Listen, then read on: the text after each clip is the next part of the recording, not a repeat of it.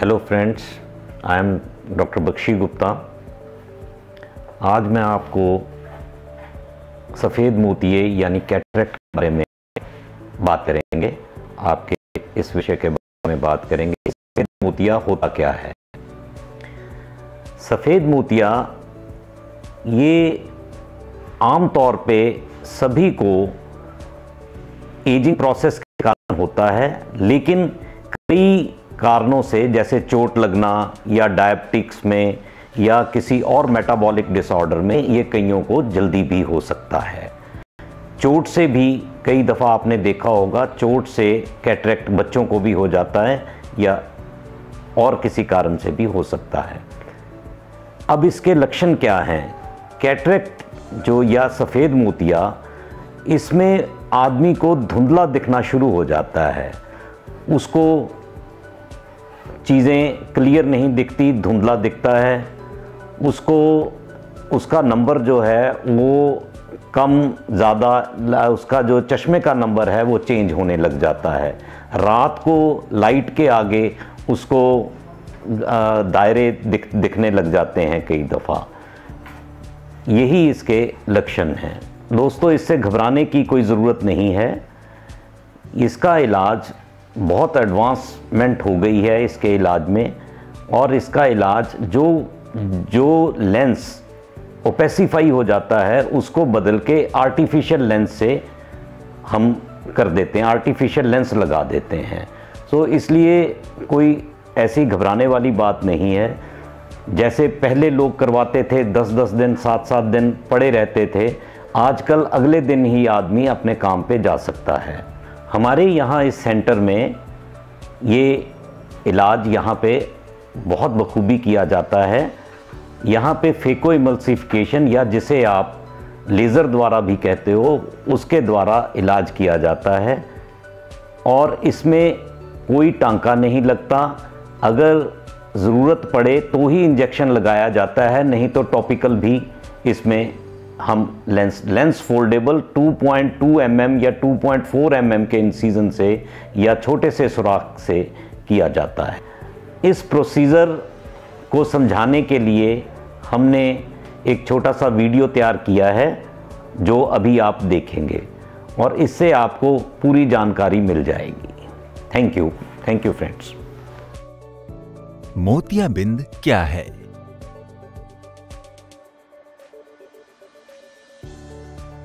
आपकी आंख एक बॉल की तरह है जिसमें पानी जैसा द्रव भरा होता है। आंख में प्रकाश एक पतली पारदर्शी झिल्ली के माध्यम से प्रवेश करता है जिसे कॉर्निया कहा जाता है।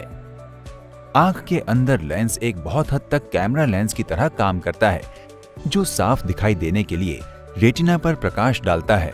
ये आंखों के फोकस को भी समायोजित करता है जिससे आप चीजों को साफ रूप से देख पाते हैं। ये लेंस मुख्य रूप से पानी और प्रोटीन से बना होता है। प्रोटीन इस प्रकार व्यवस्थित होता है कि ये लेंस को साफ रखता है ताकि प्रकाश इससे होकर रेटिना पर फोकस डाले और साफ चित्र बना सके। रेटिना पर उचित ढंग से प्रकाश डालने के लिए लेंस अवश्य साफ होना चाहिए, परंतु जैसे जैसे आपकी उम्र बढ़ती है, कुछ प्रोटीन एक दूसरे के साथ जुड़ सकता है और लेंस के एक छोटे हिस्से को ढकना शुरू कर सकता है। ये मोतियाबिंद है और समय के साथ साथ ये बड़ा हो सकता है और लेंस के अधिक बड़े हिस्से को ढक सकता है, जिससे प्रकाश का प्रवेश करना तथा रेटिना पर फोकस करना मुश्किल हो सकता है, जिससे नजर कमजोर हो सकती है। मोतियाबिंद के संकेत तथा लक्षण क्या हैं? मोतियाबिंद के कारण नजर धुंधली होने, चमक या प्रकाश के प्रति संवेदनशीलता, रात में नजर कमजोर होने, एक आंख में दोहरा दिखाई देने, पढ़ने के लिए तेज प्रकाश की आवश्यकता होने, रंगों का धुंधलापन या पीला पड़ने जैसे लक्षण होते हैं। लेंस के भीतर धुंधलेपन की मात्रा और प्रतिरूप अलग अलग हो सकता है। अगर धुंधलापन लेंस के मध्य के पास नहीं है तो हो सकता है कि आपको ये पता ना हो कि मोतियाबिंद मौजूद है। मोतियाबिंद की सर्जरी से पहले कौन सी जांचें किए जाने की आवश्यकता होती है? आपका डॉक्टर स्लिट लैंप और या ऑफ्थैल्मोस्कोप नामक उपकरण का उपयोग करके मोतियाबिंद के संकेतों की जांच करेगा। आपकी नजर के पैनेपन तथा स्पष्टता का आकलन करने के लिए विजुअल एक्यूटी टेस्ट किया जाता है। विभिन्न आकार के अक्षरों को देखने की क्षमता की जांच के लिए प्रत्येक आंख का अलग अलग परीक्षण किया जाता है। सर्जरी से पहले ए स्कैन नामक एक स्कैनिंग प्रक्रिया से आपकी आंख की लंबाई मापी जाएगी। कैरेटोमेट्री नामक एक तकनीक द्वारा आपके कॉर्निया के घुमाव को भी मापा जाएगा। ये माप आपकी आंख के लिए उचित लेंस चुनने के लिए किए जाते हैं। सर्जरी से पहले रक्त कोशिकाओं की पूर्ण गणना, ब्लड शुगर जैसे खून के परीक्षण तथा मूत्र की जांच की जाएगी ताकि ये पता लग सके कि कोई इन्फेक्शन, अनियंत्रित ब्लड शुगर या एनीमिया की समस्या तो नहीं है। सर्जरी के दिन के लिए निर्देश। अस्पताल आने से पहले कृपया ये सुनिश्चित करें कि आपको अस्पताल लाने तथा ले जाने के लिए कोई जिम्मेदार व्यक्ति हो, क्योंकि आपको स्वयं गाड़ी चलाने या अकेले सार्वजनिक यातायात से जाने की अनुमति नहीं दी जाएगी। क्या ना करें? कृपया निराहार न रहें। कोई गहना न पहने। अपनी सभी निजी वस्तुएं जैसे क्रेडिट कार्ड, सेल फोन आदि घर छोड़कर आएं। कोई मेकअप या कृत्रिम पलकें ना लगाएं। गहरे रंग की या मेटालिक नेल पॉलिश लगाने से बचें। परफ्यूम, आफ्टर शेव या सुगंध वाले अन्य उत्पाद ना लगाएं। क्या करें? अस्पताल आने से पहले अपना सामान्य भोजन तथा द्रव लें। आपकी सर्जरी के दिन अपनी सारी नियमित दवाई लेना सुनिश्चित करें यदि आपके सर्जन द्वारा मना न किया गया हो। मोतियाबिंद की सर्जरी कैसे की जाती है? आपकी आंखों को फैलाने तथा सुन्न करने के लिए आपकी आंखों में अलग अलग आई ड्रॉप डाली जाएगी ताकि उन्हें सर्जरी के दौरान आरामदायक रखा जा सके। पूरी सर्जरी के दौरान आप जागते रहेंगे।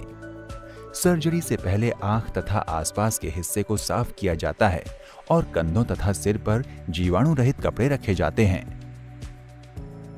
आपको बिना हिले डुले लेटना होगा और ऑपरेटिंग मशीन के प्रकाश पर ध्यान देना होगा। आपकी स्थिति के आधार पर आपका डॉक्टर दो में से किसी एक पद्धति से मोतियाबिंद हटाने का निर्णय लेगा। Phaco emulsification. आई बॉल के पीछे के हिस्से को सुन्न करने के लिए इंजेक्शन लगाया जाता है। उसके बाद आंख के किनारे पर एक चीरा लगाया जाता है और लेंस को कोमल बनाने तथा तोड़ने के लिए एक छोटी सलाई डाली जाती है। ये इसलिए किया जाता है ताकि लेंस को सक्शन से हटाया जा सके। इस पूरी प्रक्रिया में लगभग 20 से 30 मिनट लग सकते हैं, परंतु समय अलग अलग हो सकता है।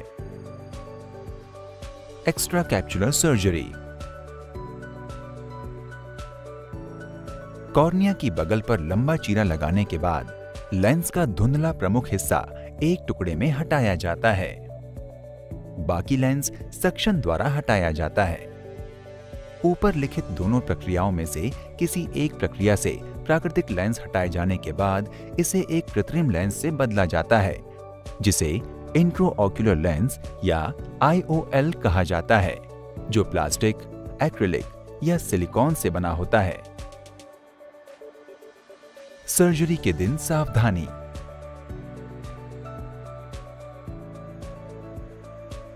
सर्जरी के बाद आपको रिकवरी रूम में ले जाया जाएगा, जहां आपको 30 मिनट से 1 घंटे तक रखा जाएगा। सामान्यतः मोतियाबिंद की सर्जरी के लिए अस्पताल में भर्ती किए जाने की आवश्यकता नहीं होती। ये अत्यंत महत्वपूर्ण है कि आप शीघ्र स्वस्थ होने के लिए ठीक निर्धारित मात्रा में आई ड्रॉप डालें। आप सर्जरी के दिन अपना सामान्य भोजन कर सकते हैं।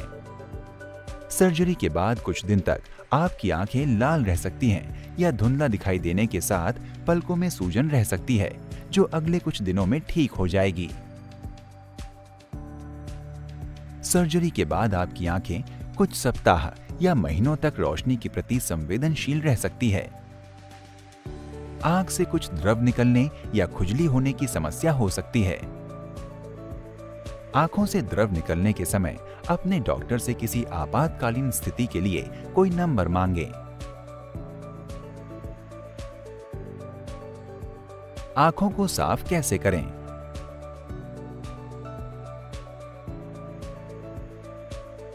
पहले 2 सप्ताह तक आंख को एक दिन में कम से कम 2 बार साफ किया जाना चाहिए।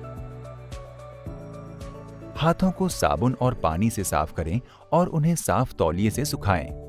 आप हैंड सैनिटाइजर का भी प्रयोग कर सकते हैं। निचली पलक को ऊपर की ओर देखते हुए तथा निचली पलक के मार्जिन पर चिपकने वाले संपूर्ण स्रावों को पोंछकर साफ किया जाता है। इसी प्रकार आंख के बाहरी तथा आंतरिक किनारों को साफ किया जाता है। मार्जिनों तथा किनारों को साफ किए जाने के बाद आई ड्रॉप डाली जा सकती है और उसके बाद आसपास के हिस्सों को भी साफ किया जा सकता है। आंख को पोंछने के लिए रुमाल का प्रयोग करने से बचें। केवल जीवाणु रहित टिश्यू का प्रयोग करें। आई ड्रॉप्स का प्रयोग कैसे करें? आपको आपके ऑपरेशन के अगले दिन पट्टी हटाने के तुरंत बाद आई ड्रॉप्स का प्रयोग करना शुरू कर देना चाहिए। अपने हाथों को धोएं। ठंडे किए उबले हुए पानी में डूबी हुई रुई या साफ गौज का प्रयोग करें। छत की ओर देखते हुए सोफे या बिस्तर पर आराम से लेटें। उस हाथ से आई ड्रॉप बोतल को पकड़ें जिसका आप अधिक प्रयोग करते हैं। अपने दूसरे हाथ से धीरे धीरे अपनी निचली पलक को नीचे करें। बोतल ड्रॉपर को अपनी आंख के पास तथा ऊपर लाएं। अपनी आंख को पलटते हुए बोतल को तब दबाएं जब आपकी आंख में एक बूंद न ली जाए। द्रव को के लिए साफ टिश्यू प्रयोग करें। बोतल के सबसे ऊपर हिस्से को अपनी आंख या चीज से स्पर्श न होने दें कि ये जीवाणु रहित रहना चाहिए। आंखों को न रगड़ें या पलकों को न पोंछें। अपनी लोगों को अपनी आई ड्रॉप्स का प्रयोग न करने दें। प्रत्येक बूंद डालने के बाद अपनी आंख को 30 से 60 सेकंड तक बंद करें ताकि आई ड्रॉप्स सोख ली जाएं। यदि आप 2 या अधिक आई ड्रॉप्स का प्रयोग कर रहे हैं तो अगली आई ड्रॉप का प्रयोग करने से पहले लगभग 5 मिनट तक प्रतीक्षा करें। सर्जरी के बाद डॉक्टर से कब संपर्क करें?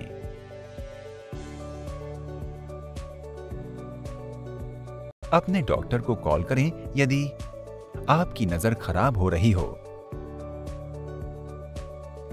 आंख में दर्द या पीड़ा हो, लालिमा बढ़ जाए, आंख के आसपास सूजन, आंख से द्रव पदार्थ निकलना, आंख की नजर कोई जैसे काले बिंदु, तार, धब्बे, प्रकाश की चमक या आपकी नजर के क्षेत्र में परिवर्तन। यदि आपकी आंख अत्यधिक चिपचिपी हो जाती है तथा पीड़ा होती है। सर्जरी के बाद देखभाल। मुझे आंखों की देखभाल संबंधी किन निर्देशों का पालन करना चाहिए? आपको निम्नलिखित सिफारिशों का पूरी तरह से पालन करते हुए आपकी आंख की देखभाल करनी होगी। सोते समय हमेशा आई शील्ड पहनना। तीखी रोशनी में धूप के चश्मे के चारों ओर विशेष आवरण पहनना।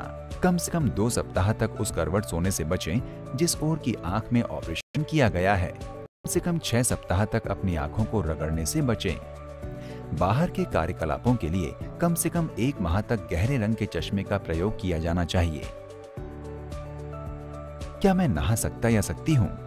आप सर्जरी के बाद पहले दिन से गर्दन के नीचे के हिस्से में नहा सकते हैं। परंतु 3 से 4 सप्ताह तक सिर पर पानी डालकर नहाने से बचें।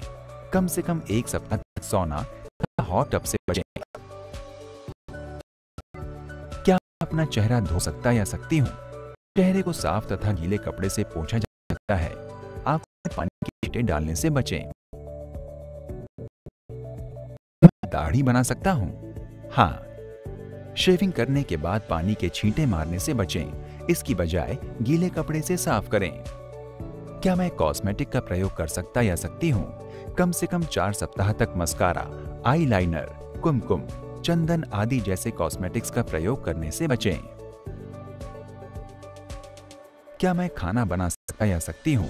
कम से कम 1 सप्ताह तक स्टोव पर खाना बनाने से बचें। आप पहले दिन से माइक्रोवेव ओवन का प्रयोग कर सकते हैं। क्या मैं भार उठा सकता या सकती हूँ? कम से कम 2 सप्ताह तक अत्यधिक भारी सामान उठाने से बचें। क्या मैं प्रार्थना कर सकता या सकती हूँ?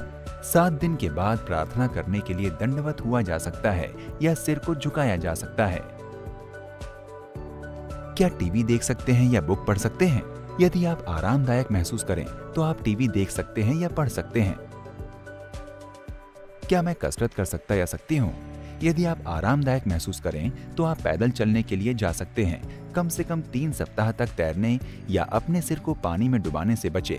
कम से कम 2 सप्ताह तक भार उठाने से बचें। कम से कम 4 सप्ताह तक अत्यधिक खिंचाव वाले कार्यकलापों या खेल कूद में भाग न लें। खाने पर कोई प्रतिबंध? आप सर्जरी के बाद अपना नियमित आहार लेना शुरू कर सकते हैं। कब्ज से बचने के लिए अपने आहार में तरल तथा फाइबर का सेवन बढ़ाएं। आवश्यकता होने पर आप पेट साफ करने वाली दवाइयों का प्रयोग कर सकते हैं। कुछ समय के लिए धूम्रपान या अल्कोहल वाले पेय लेने से बचा जाना चाहिए।